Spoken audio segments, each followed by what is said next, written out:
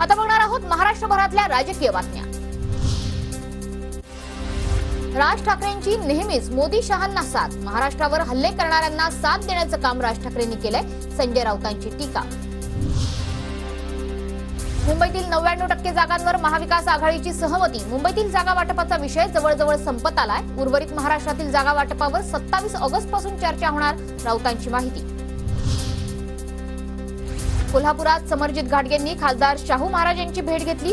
तुतारी हाती घेण्याच्या निर्णयानंतर घाटगेंकडून महाविकास आघाडी नेत्यांच्या भेटीगाठी सुरू। कोल्हापूरमध्ये आज समरजित घाटगे आणि सतेज पाटील यांची भेट होण्याची शक्यता।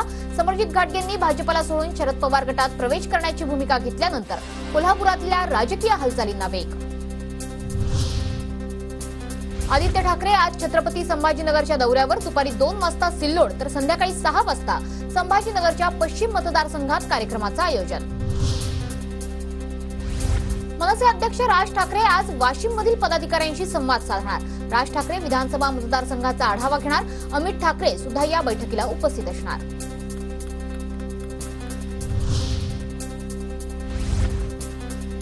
नवाब मलिक आमदार असलेल्या अणुशक्ती नगर मतदारसंघावर महाविकास आघाडीतील तिन्ही पक्षांचा दावा। रवींद्र पवारांसाठी पवार गटाकडून अणुशक्ती नगरच्या जागेची मागणी, सूत्रांची माहिती।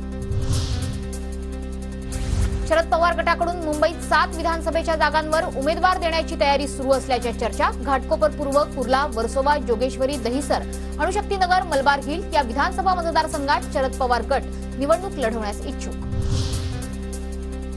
यापुढे महायुती राहणार नाही आणि यावर भाष्य करणं हे देखील योग्य नाही, रत्नागिरी खेडमधील कार्यकर्ता मेळाव्यात योगेश कदम यांचं वक्तव्य।